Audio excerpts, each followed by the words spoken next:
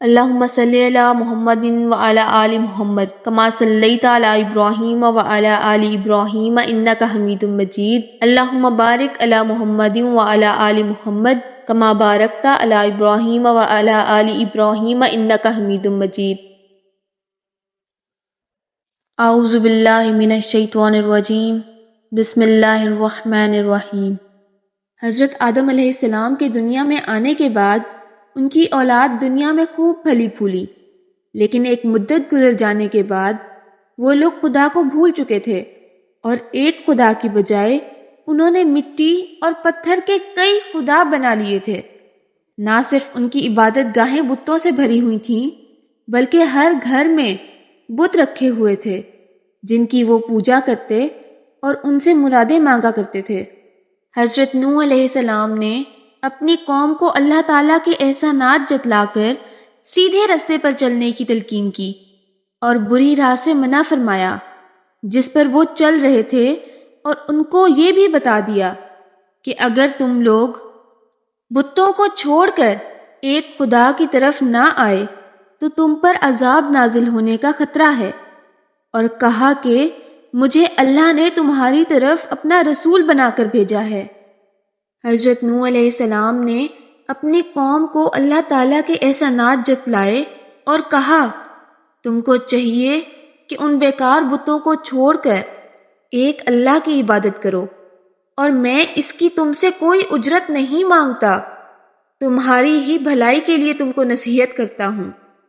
حضرت نوح علیہ السلام نے تقریباً 950 سال تک اپنی قوم میں تبلیغ کی اور کوشش کی کہ وہ خدا کی عبادت کریں، مگر ان پر کوئی اثر نہ ہوا۔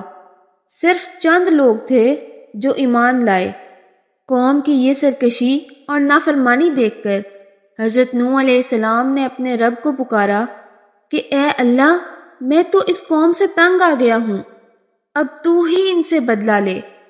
اللہ تعالیٰ نے حضرت نوح علیہ السلام کو حکم دیا کہ ایک کشتی بناؤ، اور یہ بھی حکم دے دیا کہ دیکھنا اب کسی کی سفارش نہ کرنا، اب ان پر ضرور عذاب نازل ہو کے رہے گا۔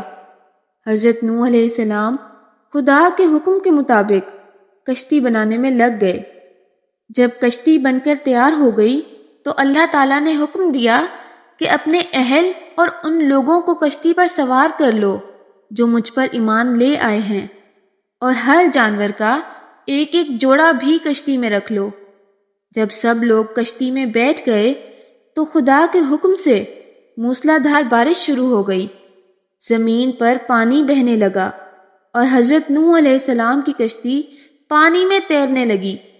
پانی بڑھا تو حضرت نوح علیہ السلام نے دیکھا کہ ان کا بیٹا پانی میں ڈوبنے لگا ہے۔